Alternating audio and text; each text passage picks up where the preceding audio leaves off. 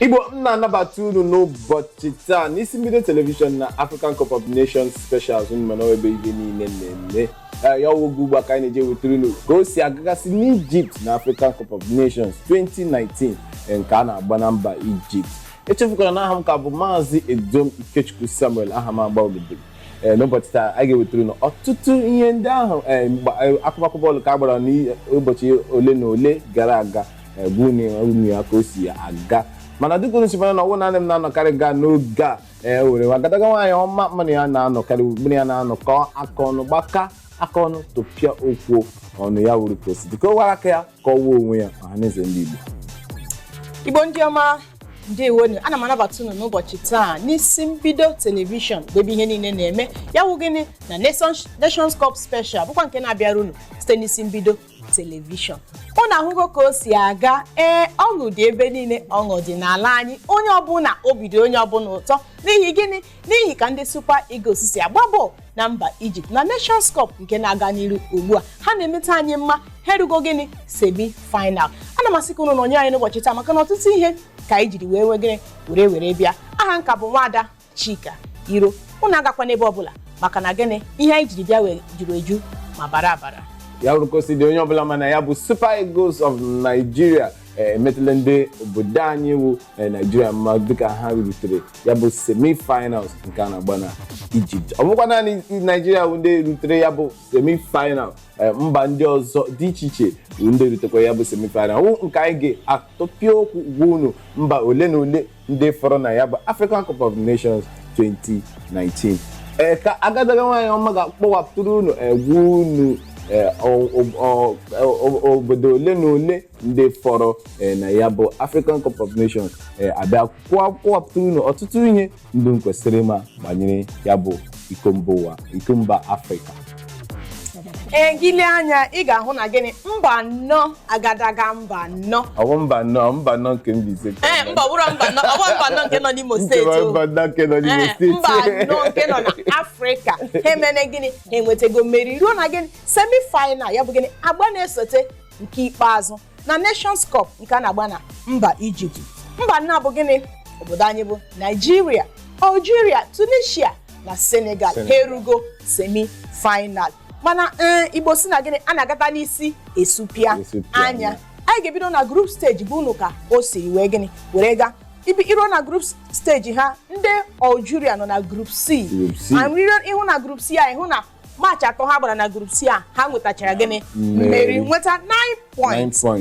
Nke ahụ gịnị ezuru ọha ha enweta mmeri ruo na round 16. Na round 16 ha na ndị gịnị ndị Guinea ezute ngwa nke ha jiri ọkpụ goolu atọ gosi ndị Guinea ihe ha jiri bụrụ ọkaibe. Ọ bụrụ naanị nke ahụ nke eduru ha bata na gịnị quarter final ebe ha mitiri gịnị ọkakwa ibe ndị ọzọ mba gịnị Ivory Coast. Ha zutere ndị Ivory Coast mana match ahụ endịrị na 1-1 abịa gbaa penalty bụkwa nke ndị Algeria ji ọkpụ goolu anọ were merie ndị Ivory Coast bụ ndị tinyere atọ. Ịbịa rute ndị ala anyị nọ na gịnị Group B na Nations Cup ha nwetara gịnị 6 points n'ihi na Madagascar nwetara 7 points ha gbara ndị mbụ na Group B.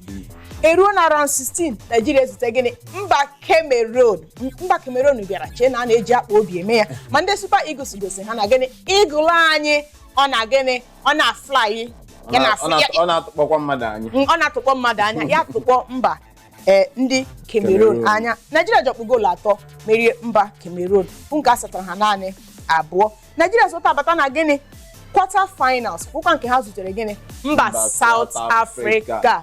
Ya bụ okwe wo nke Nigeria ji ọkpụ goolu abụọ wee merie ji ọkpụ goolu abụọ nke South Africa nyetere naanị otu wee merie ya bụ South Africa. Ibele ya bụ okwe woke gara ọfụma nke tụrụ onye ọbụla n'anya mana unu chere unu ga-anọkwa ọdụ atụpịa unu gbuo n'otu ya bụ okwe si gaa.